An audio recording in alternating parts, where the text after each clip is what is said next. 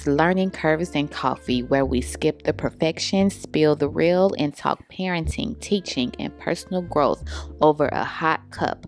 I'm Ivory, a mother, entrepreneur, and your caffeinated co pilot through the meltdowns, meetings, and magical moments. Let's get into it. Hi, everybody. Welcome back. I hope you are doing well on today. I hope your week has been running smoothly and as you would have wanted it to. I want to dive in because I want to talk about something that we don't often like to talk about because it could be a source of stress for us, depending on what time of the day is most chaotic for you. But let's talk about what could be the hardest time of the day, depending on your family structure: bedtime or morning time. Which is it for you? For me, it's bedtime. If your house sounds like World War III or a WWE match at 7 a.m. or at 8 p.m., trust me, I see you. You're not failing, you're human.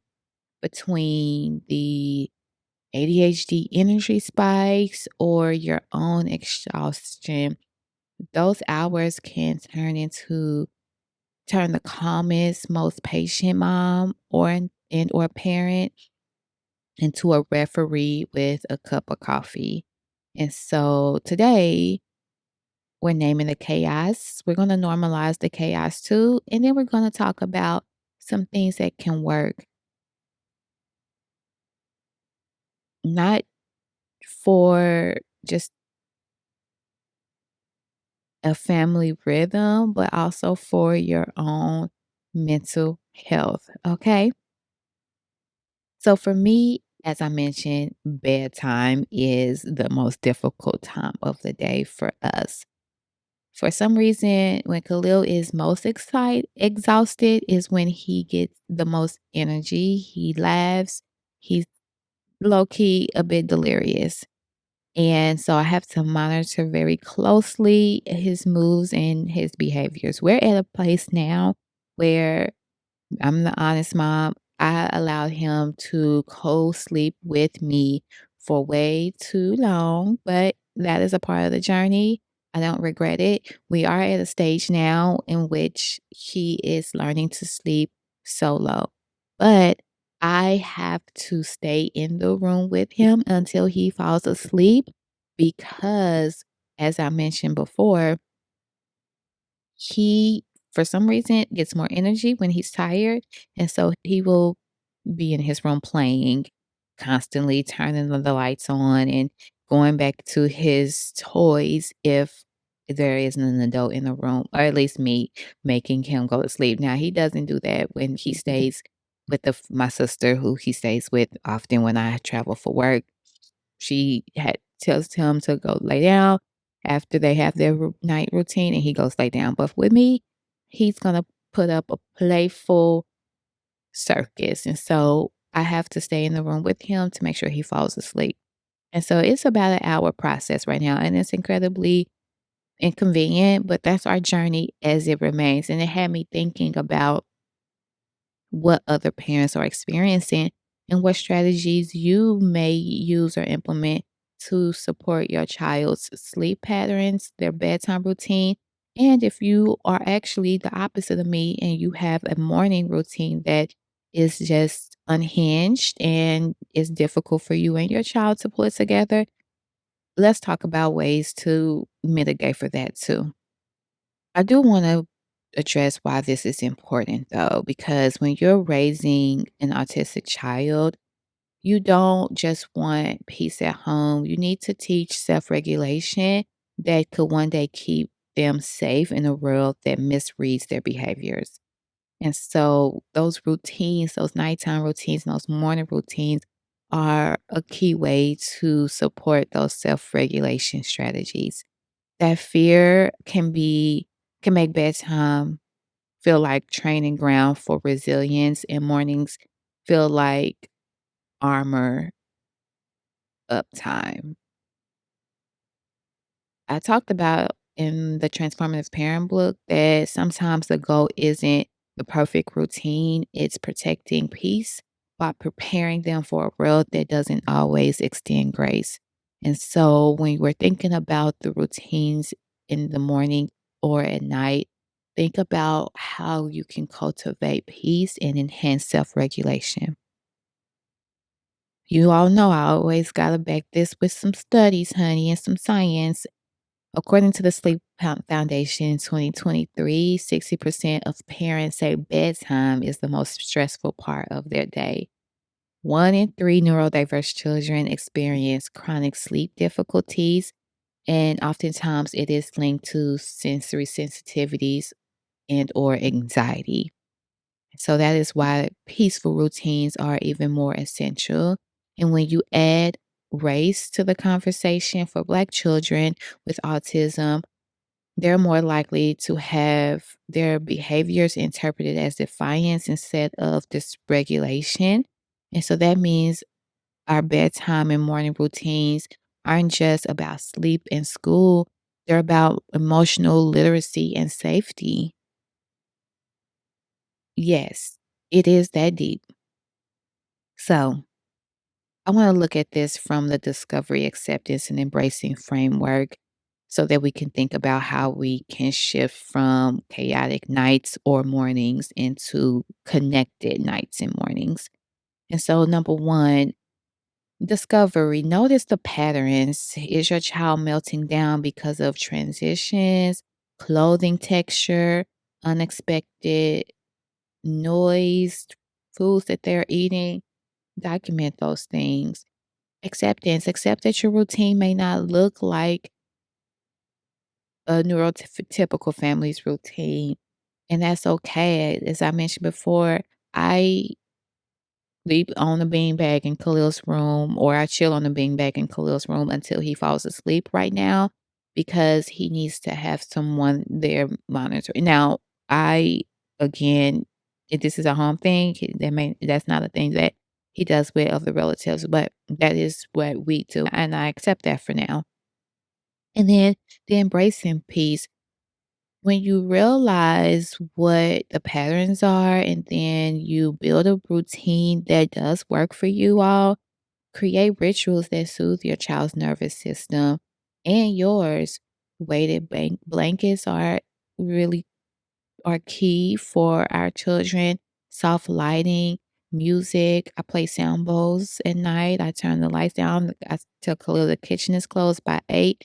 These are signals that we're winding down. I take the electronics from them an hour before bedtime to help with that. Do not give them their electronics 32 minutes to an hour before they get their day started. Those are key tools to help with peaceful mornings and regulated mornings because regulation starts with recognition. You can't help your child feel safe in their body until you've made peace with your own pace and practice. So when you're thinking about what is going to regulate your child during those chaotic nights or mornings, also think about what is going to help you regulate. For me, it is getting up an hour to 2 hours, if not more, before Khalil, so I can be with myself and my thoughts and set the tone. And then I wake him up and we are getting our day ready. And at night, it is certainly, as I mentioned, taking the electronics, winding down, putting on soft music, turning the lights off in the kitchen and certain areas of my house to indicate that we are winding down. And I make him sit down 30 minutes before we actually transition to the bedroom to get the body regulated. It does require intentionality. I named that. And so here are 5 practical tips that I want to provide for you to help you to move more towards more connected nights and mornings. Okay. Number one, create a visual rhythm, not a schedule. And so having those pictures up that show like pajama, brush teeth, read stories so that they know what to expect, or use a song so that they know what to expect of their bedtime routine or their morning routine. Number two, Shift your language to invite cooperation. So instead of time for bed, let's try, let's help your body get ready for rest. That small shift tells their brain it's a team effort and not a command.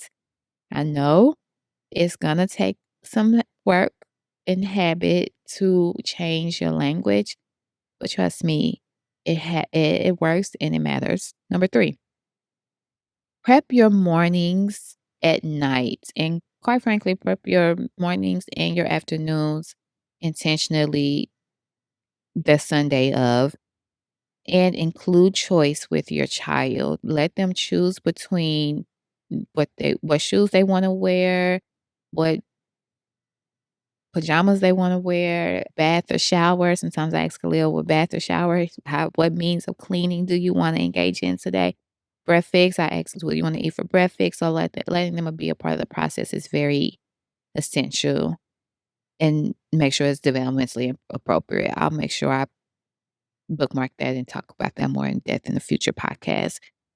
Control for everyone, children included, is comfort, right? When they have control over the decisions that they in their own lives, they feel like they are in control of their lives. Number 4, co-regulate before you correct. So when the meltdown hits, your calm is their cue. So when they get revved up and you can tell a meltdown is coming, it's not for you to interject and demand for them to behave. It actually is time for you to get calmer, because your calm is going to inform how they should behave. I know that it's hard and it feels like their meltdown is going to last for a decade, but you will be pleasantly surprised on how the meltdown shifts based on your behavior. Breathe with them before teaching them what to do differently. So allow the meltdown to take its course. And once they are back regulated, then you have a conversation about a better behavior practice. Number 5, give yourself the same grace. The same way you are patient with your child and you are managing their behaviors and redirecting their behaviors, do the same with yourself. Some days you're going to get it right, you're going to nail it, and some days you're going to cry in your car and feel like you are the worst parent. Neither of those moments defines you. As I've always said, if, as long as you keep trying, that is the key. Grace is the reset button for parents and kids alike. We all deserve grace. So, in closing, if bedtime feels like battle time, or morning time feels like meltdown time, I want to offer my parent first coaching.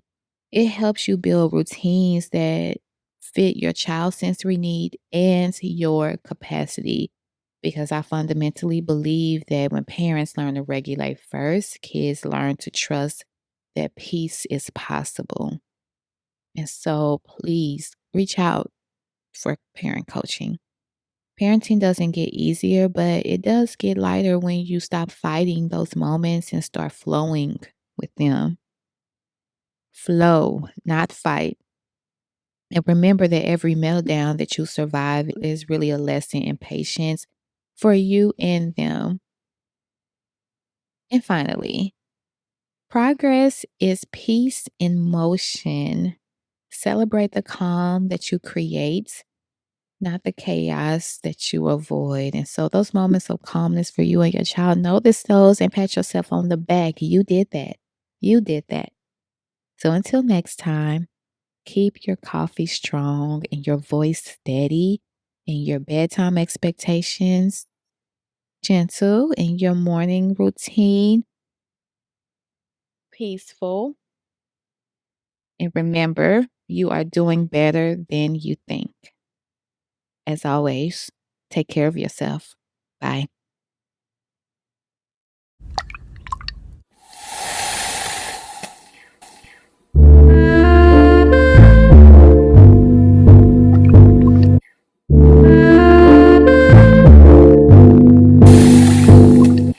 is learning curves in coffee.